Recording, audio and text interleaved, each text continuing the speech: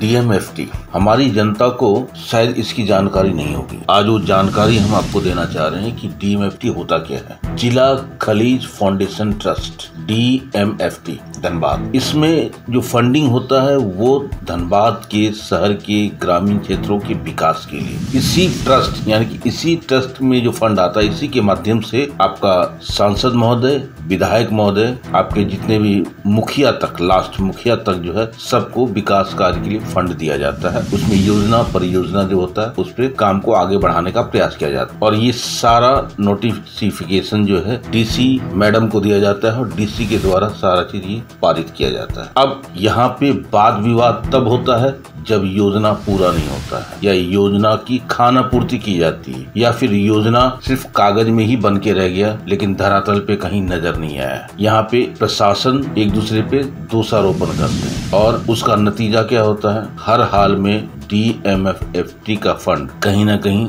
गुम हो जाता है, जनता तक नहीं पहुँच पाती। इस बार DMFT न्याय परिषद की बैठक की गई 2024 का, लेकिन इसमें मुखिया जी को किसी तरह का कोई कार्यभार नहीं सौंपा तो सब भड़क गए। अल्टीमेटली भड़कना भी जायज था। 2022 में उन्हें कम से कम 2 काम दिए गए थे और इस बार नदारत। भड़कने का कारण है कि भाई सारी योजना परियोजना हमारे द्वारा बनाया गया उस पे पारित होता है और मुझे ही गायब कर दिया गया। ये तो गलत बात है, ये उनका अधिकार क्षेत्र भी था। बहरहाल धनबाद के सांसद महोदय, विधायक महोदय, प्रशासन के पदाधिकारी लोग, सभी लोग उपस्थित थे। आइए देखते हैं एक रिपोर्ट। DMFT की जो न्यास परिषद की बैठक है ये कई मायने में बहुत महत्वपूर्ण है।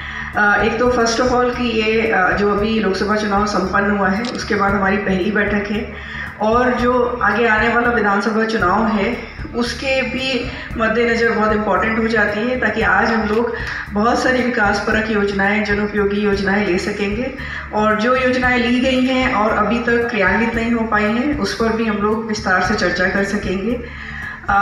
इस न्यास परिषद के अध्यक्ष होने के नाते मेरा आप सभी से अनुरोध और निवेदन यही होगा कि अपनी बात जब भी रखें बहुत ही संक्षेप में रखें, क्योंकि समय ऑब्वियसली सभी का बहुत कम है। हम लोग पूरा प्रयास कर रहे हैं कि जो भी सदस्य हैं, चाहे माननीय सांसद जी हों, माननीय विधायक जी हों या हमारे मुखिया लोग हैं, जिनके भी जो अनुरोध आए हैं, चाहे वो आधारभूत संरचना से रिलेटेड हों and both social and infrastructural, वो जैसे भी योजनाएं आपकी होंगी वो भी हम लोग यहाँ पर टेकअप करेंगे। हम लोग प्रयास यही कर रहे हैं न्यास परिषद में कि कोई भी ऐसा विभाग या कोई भी ऐसा क्षेत्र नहीं हो जिसकी योजनाओं को हम लोग ना लें। लेकिन इसके साथ साथ आप सभी को 2 चीज़ों से अवगत कराना बहुत आवश्यक है कि कोई भी योजना आपकी जो अनुशंसा कर देते हैं उसमें सबसे इम्पॉर्टेंट होता है ग्राम सभा। तो हम लोगों ने पहले भी बहुत बार देखा है, अभी भी जैसे बहुत सारे माननीय सदस्यों की ये अनुरोध आते रहते हैं कि ये स्कीम ली गई मेरी और अभी तक ये क्रियान्वित नहीं करी गई है, और जब हम लोग उसको टेकअप करने की शुरुआत करते हैं तो देखते हैं कि वो गवर्निंग काउंसिल में ही केवल पास है, वो ग्राम सभा से पास ही नहीं है। तो हम लोग को फिर संबंधित BDO को बोल करके उसको ग्राम सभा से पारित कराना होता है। अगर आप चाहते हैं कि समय की कमी के चलते आपकी योजना अधिक तेजी से हम लोग क्रियान्वित कर सकें तो बहुत अच्छा तब होता है अगर स्वयं आप ग्राम सभा करवा करके ग्राम सभा से वो योजना पास करके तब हमें दें।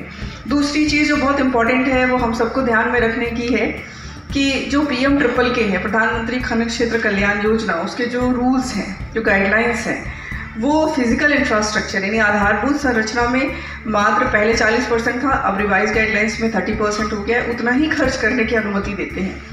तो हमारे यहाँ क्योंकि झारखंड जैसा एक प्रदेश है अभी भी आधारभूत संरचना के मामले में शायद थोड़ा पीछे है, तो स्वाभाविक रूप से आप सभी की जो रिक्वेस्ट आती है वो आधारभूत संरचना को लेकर के होती है। ये समझ हमें तो आता है, लेकिन आपको ये भी समझना पड़ेगा कि प्रशासनिक पदाधिकारी के तौर पे विभिन्न नियमों का पालन करना हमारी बाध्यता है। तो इसीलिए हम उसको समानुपातिक रूप से ही योजनाएं ले सकते हैं। सोशल इंफ्रास्ट्रक्चर में योजनाओं की जो अनुशंसा है वो बहुत कम, ना के बराबर आती है। बहुत बार ऐसा भी होता है कि आपको उसकी जानकारी नहीं है, आपको उसमें ओरिएंटेशन कभी नहीं दिया गया है, और बहुत बार जानकारी होते हुए भी सबसे ज़्यादा फोकस, क्योंकि जाहिर सी बात है जो चीज़ दिखने वाली है वो ये कि आपके गांव में सड़क बन गई, आपके गांव में पुल बन गया, आपके स्कूल में एक एक्स्ट्रा कमरा बन गया, स्कूल जो है बहुत ही जीर्ण शीर्ण था नया स्कूल बन गया, या जो स्वास्थ्य भवन है उसकी मरम्मती हो गई। तो ये बहुत दिखने वाली योजनाएं होती हैं। तो और जिसकी जनता की तरफ से भी अधिक डिमांड होती है, आप वो योजनाएं हम लोग को भेज देते हैं। तो उसमें आपको ये समझना पड़ेगा कि जिला स्तर पे DMFT के जो न्यास परिषद है या जो इसकी शासकीय समिति है, उसमें हमारे पास एक रिस्ट्रिक्शन है। सारे प्रोजेक्ट्स लेते हैं स्वास्थ्य के दिशा में, एनवायरनमेंट की दिशा में, ये सारे सोशल इंफ्रास्ट्रक्चर या उससे रिलेटेड ये प्रायोरिटी सेक्टर है। तो बेसिकली प्रायोरिटी सेक्टर में हमें 60 to 70% पैसा खर्च करके तभी हम नॉन प्रायोरिटी सेक्टर जो कि रोड है, पुल पुलिया है, इसमें पैसा खर्च कर सकते हैं। तो अगर आप इन गाइडलाइंस को समझेंगे तो शायद आपके लिए भी आसान होगा कि हम लोग DMFT के माध्यम से किस तरीके से आपके क्षेत्रों में विकास की योजनाओं को गति दे सकते हैं। भी हम लोग जो अनुशंसा किए हैं, अभी तो इसमें मैं देख रहा था, पता नहीं क्यों मेरा अनुशंसा किया वो मुझे दिखाई नहीं दिया कोई योजना, और पहले से भी पास किया हुआ अनुशंसित जितनी योजनाएं हैं उनमें से एक भी योजना का काम धरातल पर लगता है कि उतरता नहीं है, या अगर होता भी होगा तो हम लोगों को कोई जानकारी नहीं है। अब पता नहीं कैसे और किन लोगों ने ये कार्यों को धरातल तक उतारा है, या कैसे होता है, या उसका शिलान्यास होता है कि नहीं होता है। और ऐसी जानकारी मुझे है, मैं इस पर अलग से बात करूँगा, कि बहुत सी योजनाओं का यहाँ तक कि काम भी हुए हैं बिना किसी की जानकारी के, योजनाएं ली भी गई हैं बिना ग्राम सभा से पास किए हुए, और कुछ योजनाओं के पेमेंट्स भी हुए हैं बिना ग्राम सभा के पास किए हुए। या जो आवश्यक, खास करके धनबाद एक जल की कमी के लिए जाना जाने वाला जगह क्षेत्र है। अब इसमें पानी के ऊपर पूरा क्षेत्र त्राही कर रहा है पानी के बगैर। मोटर जल जाता है तो 2-2 महीना लगता है उसको बनवाने में, कहीं पानी नहीं मिलता है। वाटर लॉगिंग अगर है, अब जैसे हमारे यहाँ नावाडी पंचायत है, अब 8 लेन जब तक नहीं बना था तब तक तो पानी कहीं से ऐसे निकल गया। 8 लेन बन गया, बहुत से अपार्टमेंट बन गए, बहुत से नई कॉलोनियाँ बन गई, लोग के ज़मीन की कीमत तो समझ में आई तो लोगों ने अपना ज़मीन को बाउंड्री वॉल करके घेर लिया। अब जरा सी बारिश होती है तो एक तल्ला डूब जाता है, पानी निकलने का कोई साधन नहीं है।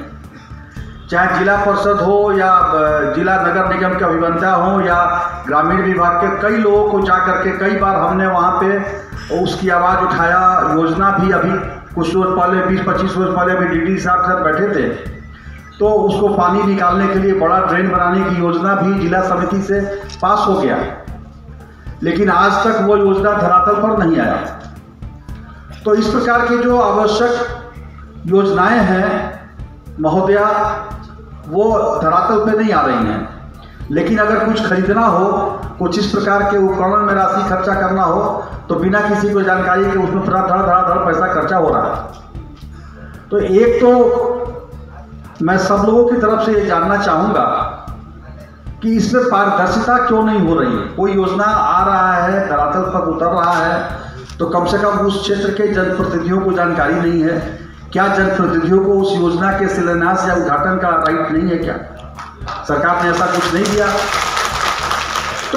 हमारे गिरिडीह के लोकप्रिय सांसद श्री चंद्र प्रकाश चौधरी जी, हमारे धनबाद के उपायुक्त DC महोदया, हमारे टुंडी के लोकप्रिय विधायक बड़े भाई मोथरा महतो जी, बड़े भाई राज सिन्हा जी, हमारे चेयरमैन शारदा सिंह जी, और तमाम जिला के अधिकारी और तमाम हमारे जिला शायद सभी सम्मानित जनप्रतिनिधिगण, हमारे media, social media, print media के सभी साथियों, अभी विस्तार रूप से सभी लोगों ने DMFT फंड के विषय में सभी लोगों ने विस्तार रूप से अपनी अपनी बात को रखे। कुछ विशेष रूप से मैं अपनी बात को रखना चाहेंगे कि जो जिला खनिज फाउंडेशन ट्रस्ट धनबाद के न्यायिक परिषद की इस बैठक में अपने अपने क्षेत्र के समस्या जो इस फंड से होना है, उस समस्या कैसे निदान हो, कैसे काम हो, इस पर चर्चा हो ही गया है। बस मेरा एक अपना वक्तव्य हम रखेंगे कि जिस क्षेत्र में प्रभावित क्षेत्र है वहाँ पे विशेष रूप से ध्यान देते हुए उस क्षेत्र के लोगों को जो सुविधा मिलना चाहिए उसे विशेष रूप से ध्यान रखना है। खास करके झरिया क्षेत्र में जो पानी का समस्या है वहाँ पे आप विशेष रूप से इस पर बैठक करके उसका निराकरण निकालिए और सभी जगहों पे पूरे जिले में ही समस्या पानी का, खास करके अभी तो गर्मी का मौसम और धीरे धीरे समाप्त बरसात का मौसम आ रहा है, इस पर एक बैठक करके आप अपने अधिकारियों को बैठक करके इसका निदान कीजिए और जो समस्या सारा लोगों ने लिख के दे ही दिए होंगे उस पर, और खास करके जो मुखिया, पंचायत समिति, जिला परिषद जो हैं उनका भी इस पर राय विचार लेकर काम कीजिए ताकि गांव तक विकास पहुंचे। जो मकसद है सरकार का, केंद्र सरकार, राज्य सरकार का, वो मकसद गांव-गांव तक पहुंचे और उसका समस्या का निदान हो। और विशेष रूप से सभी लोगों ने बोल ही दिए हैं। मैं अभी एक ये पुल में चौड़ीकरण के लिए आज ही टेंडर कल 3 आदमी से डलवाए हैं, बहुत दिन से लंबे पड़ा हुआ, इस पर भी विशेष रूप से आप ध्यान दें कि उसको कराइए, क्योंकि धनबाद में बहुत जाम का स्थिति बहुत लंबे समय से चल रहा है, उसको निदान करवाइए। धन्यवाद। यदि गांव में विकास नहीं हुआ तो इस राज्य में विकास नहीं होगा, ना इस देश में विकास होगा। इसलिए गांव का विकास होना जरूरी है। गांव का विकास करें, यही हम लोग आशा और उम्मीद के साथ बात को विराम देते हैं। हमारे जिले के, धनबाद जिला के महासचिव जी से मैं आग्रह करूंगा कि वो भी 2 शब्द रखें।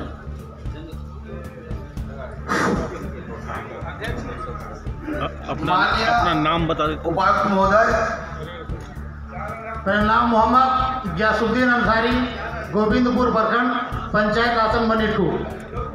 हम मुखियाओं को आज का दिन में अवमानना झेलना पड़ रहा है, लोगों का, जनता के गालियां सुनना पड़ रहा है, क्योंकि धरातल में जो काम होना चाहिए वो नहीं हो रही है।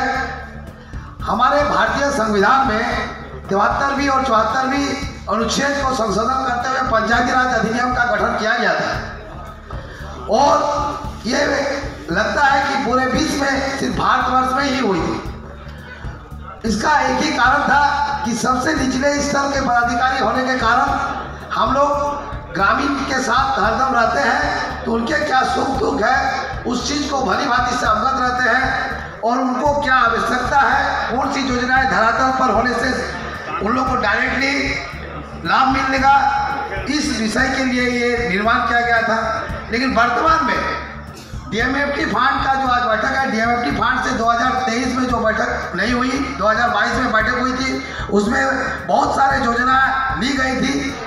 मुखिया लोगों के से हर प्रखंड का पदाधिकारी के द्वारा 2-2 योजनाएं ली गई थी, लेकिन वो आज तक धरातल में नहीं उतरी।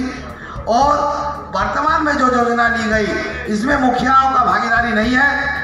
कोई भी ग्राम सभा में हम लोग जो पारित करते हैं, जीपीडीपी का बैठक में जो भी योजनाएं पारित करते हैं उनमें से नहीं लिया गया। और डीएमएफटी का जो कार्य होता है उसमें माननीय मुखिया लोगों का नाम शिलापट पर नहीं लगाया जाता है। हम लोगों को बहुत ही दुख की बात है। हम चाहते हैं कि सभी पदाधिकारियों से, उपस्थित माननीय सांसद महोदय लोगों से, उपायुक्त महोदय से और सरकार से कि मुखिया को अपना मान सम्मान मिले, पदाधिकारी भी मुखिया लोगों के साथ अच्छा से व्यवहार करें। एमएफटी ट्रस्ट का एक आयोजन किया गया जिसमें डीसी मैम के साथ साथ धनबाद के सांसद डुलू महतो जी, चंद्र प्रकाश चौधरी, आपकी गिरिडीह के सांसद मथुरा महतो, टुंडी के सांसद, टुंडी के विधायक, राज सिन्हा जी धनबाद के विधायक, तमाम गणमान्य लोग उपस्थित हुए। धनबाद के लगभग मुखिया लोग भी आए हुए थे कि भाई जो योजना पारित किया जाता है डीएमएफटी के द्वारा वो कितना हद तक धरातल पे पहुंच पाता है या नहीं पहुंच पाता है। कागजी रूप में तो ये पूरा हो जाता है लेकिन धरातल पे वो दिखने को नहीं मिलता है। इसी बात की यहाँ पे बैठक हुई।